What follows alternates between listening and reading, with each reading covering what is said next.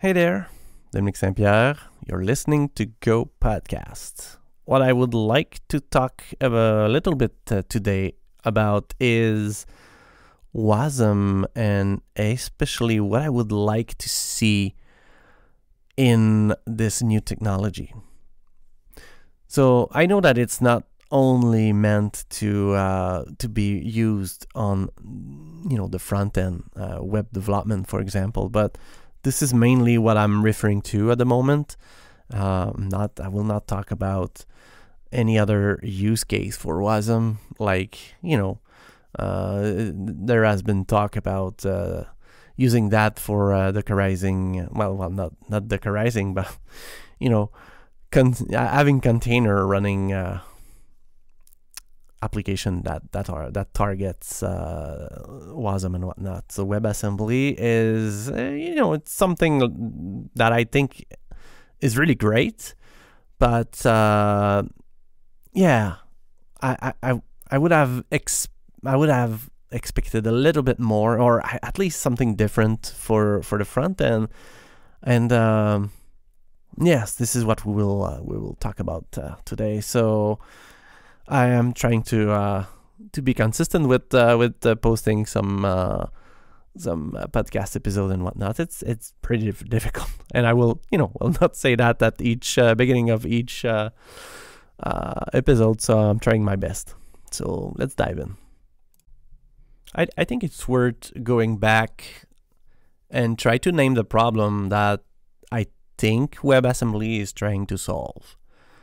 When I started doing web development, there were not a distinction like today between back-end and front-end developers. To be completely frank, in my time, you were a programmer, and you did what you had to do to survive. I think it was a little bit different back then. And I was lucky to jump on the web development very early. So I started in 1997 actually. So before starting to be a professional programmer, I did some websites and whatnot personally, and this is mainly what drove me to start thinking about a career in programming, to be frank.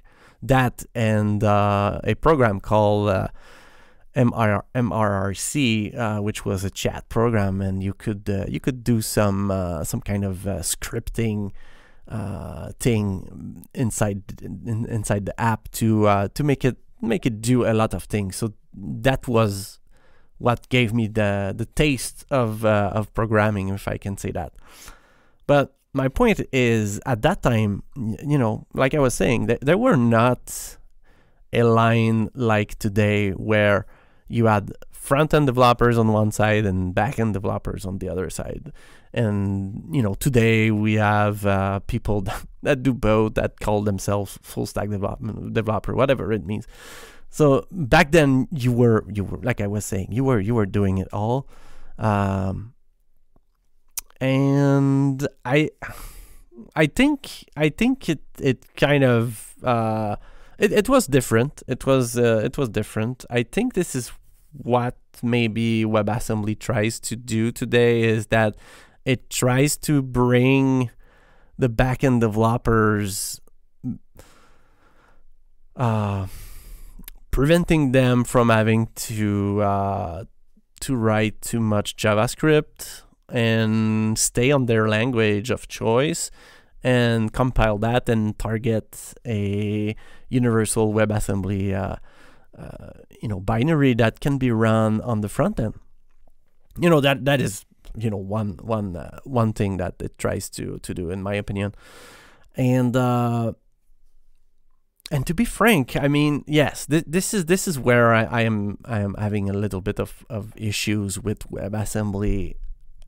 In a sense, because like I was saying, I've been doing HTML, JavaScript, CSS for years, and I know that lots of people are saying a lot of things about JavaScript and whatnot, and I'm including TypeScript in there. So there's another school of thought that says, oh, you know what, TypeScript is good, etc., etc. It's the same thing. It's better for sure than JavaScript. Having some kind of type checking and whatnot, it's better. That's not fixing the real problem. In my opinion, Elm was fixing the problem of the web development in general way better than what I think what JavaScript, TypeScript tries to do and what WebAssembly is trying to do on the other side. And this is a personal opinion, of course. But what I'm trying to say is the problem of developing for the front end, developing web application, and in my humble opinion, is not solely JavaScript. JavaScript / TypeScript. From now on, I will just say JavaScript. It includes TypeScript, like I was saying. Just it's the same thing. It's not that. In my opinion, it's not the only problem. It's not the main problem. The main problem, at least for me, is not having a good way to build application from a UI point of view. So don't get me wrong here. HTML, CSS is extremely, it's extremely solid and powerful and whatnot, and you can express yourself and do lots of things with that very quickly and easily and whatnot. There's framework out there like Tailwind that do that. It is good. It is extremely good. What I'm saying though is that from a programmer's point of view, from a person that just wants to build a web application, not a website, and this is a huge, huge, huge distinction. From a point of view of someone that just wants to build a web application, I would have liked WebAssembly to bring a universal UI kit to the web development scene, if you will. So what I'm talking about by that? Well, how mobile development, if you do some mobile development on iOS and whatnot, you will have the UI kit of Apple and whatever, and the same for Android and whatnot. So if you are building a desktop application, you will probably have some kind of UI kit that render correctly for the specific OS that it is targeting. I would have loved WebAssembly to bring that idea with it at the same time as replacing JavaScript, which is one of the problem of the web for sure, and it will help lots of backend developer to start creating application. But having a standard UI kit that renders properly based on the UI on the OS that you are on. So if you are on Mac OS, then you will have the look and feel of the buttons and the controls, all the UI's element that you are used to. They will render correctly, and if you are on Linux, it will be the same. It will use whatever GTK or whatever the UI kit that the distribution that the current user is using. It will use that. Same for Windows. So from the point of view of the programmer, you could have a WebAssembly language that you could use Go, you could use Rust, you could use C, whatever the language that you want to use to write, write your logic for your application, and you target the WebAssembly. But I would have liked to separate the web application development from the website creation, at that time as well and bring a very nice unified UI kit to developers. I know it would put a lot of pressure on the browser. It's already doing way too many it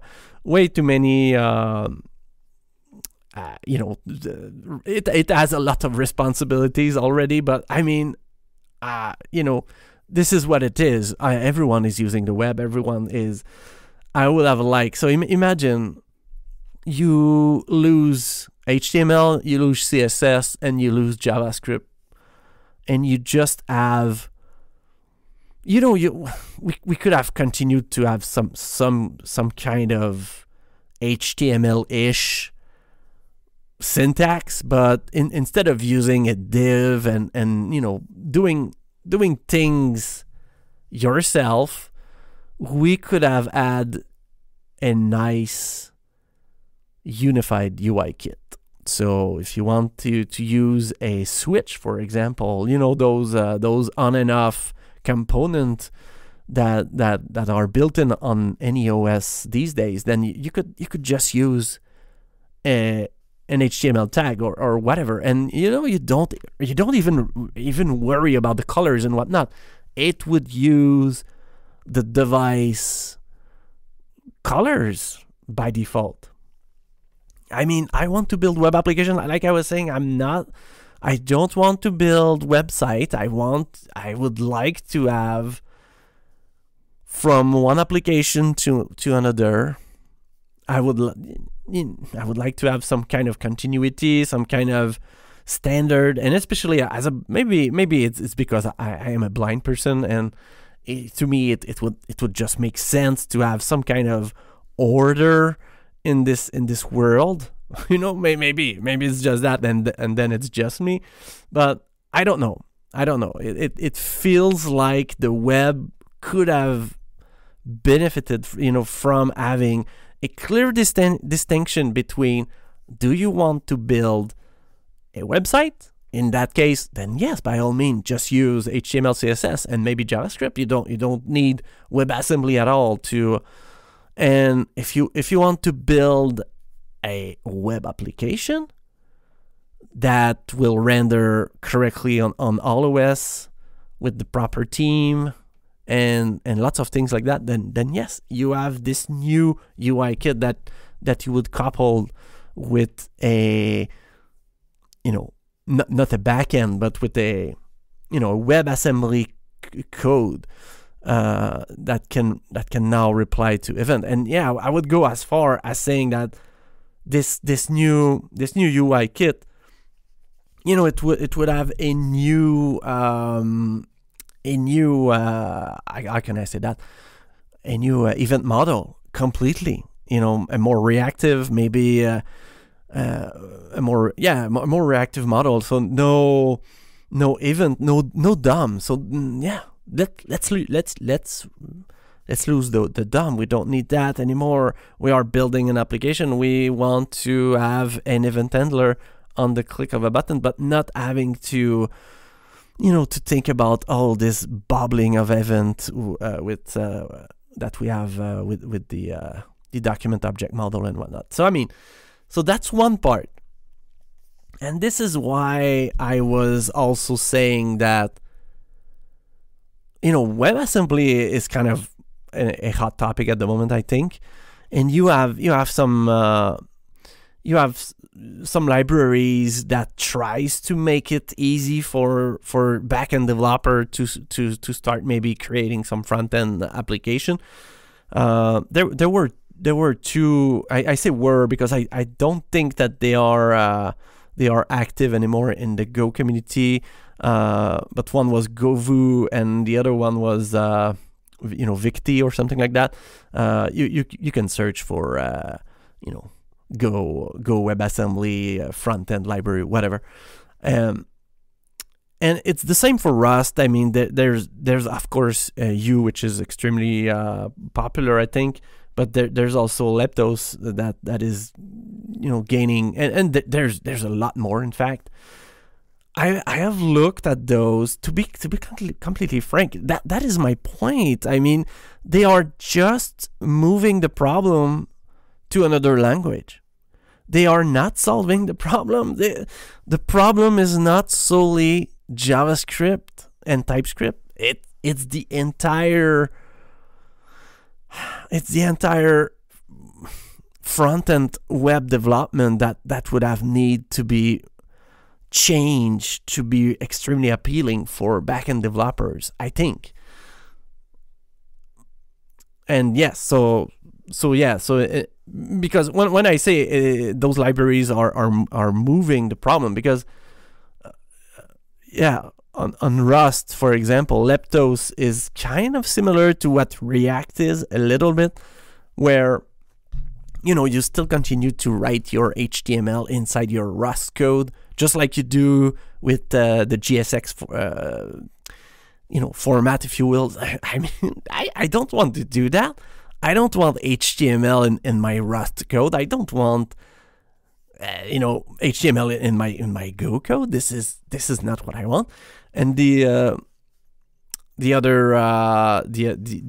other way of doing things at the moment would be like Vue, which is a little bit like Vue.js. So I think this is where Guvu was going with.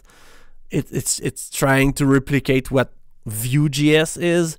And for those that might not know, you kind of have your HTML and your code in a script tag. So now instead of writing JavaScript, you are writing Go or Rust, depending on the, So that's what I'm saying by moving the problem. I don't think it's the answer. I honestly don't really like the solution that are proposed. In my opinion, it would have been way more cleaner to have the browser render, just like the dialog HTML tag, for example. I don't know if you know that, but you now have a dialog which is entirely handled by the browser. So in terms of accessibility, it is way more accessible by default than anything that you would use from any kind of UI framework like Bootstrap or whatever the framework.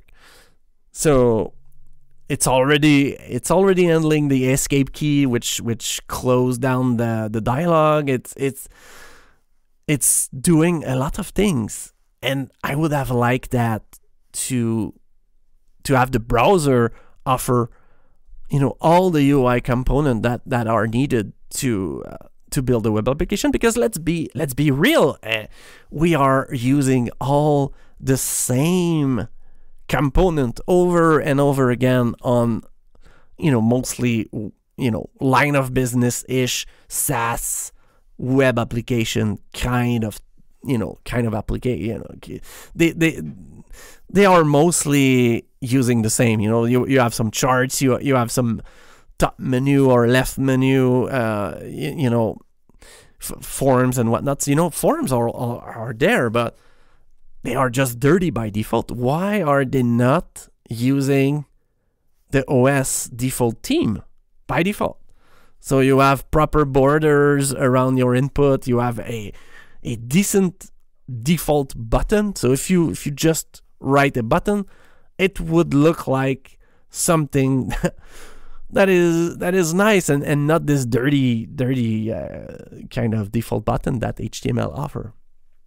So I mean, I don't know if I live in this world where I am alone having this kind of idea, and this is where I think Elm is worth mentioning, because it was exactly that. Elm was offering a different way to build web application, removing all the JavaScript and JavaScript dependencies and bad packages and things like that, with an extremely solid language that that yes compiles down to JavaScript. But what's the difference? What's the difference between Elm compiling to JavaScript and Rust or Go compiling to WebAssembly? At the end of the day, you don't really care what the browser is going to be executing. So yeah, so Elm UI was kind of a novel way of, you know, creating layouts and things like that for the web without even using one bit of HTML and CSS. So I think that was pretty, you know, in my opinion, it was the way to go, way more than what we are trying to do at this moment with WebAssembly, which I will repeat myself, but seems to be that we are moving the problem to another language. Yes, so hopefully someone will reply to that, because I would like to know if I'm alone in that situation. Am I, you know, are you? You know, what are your thoughts? You know, have you built a web application lately? Do you like using, you know, the entire front-end ecosystem from a back-end developer's point of view? So yes, because HTML is nice and CSS as well, but you still need to have this famous distinction, I think, between a back-end developer and a front-end, because it's hard at the moment, even with all the frameworks, the UI frameworks. It's hard to build decently looking web, you know, interface, and when you are a back-end developers, that's the thing. So yeah, those are my, you know, my thoughts about WebAssembly. I still think it's extremely nice, and you know, the fact that it could run natively on the browser and whatnot, you know, the performance and what, you know, I'm not questioning any of that, but can we try to move a little bit away from what we have at the moment to have a more decent and desktop-like way of building web application? That would be so nice. On that, I hope you enjoy, and yeah, let's connect, and happy coding. Bye.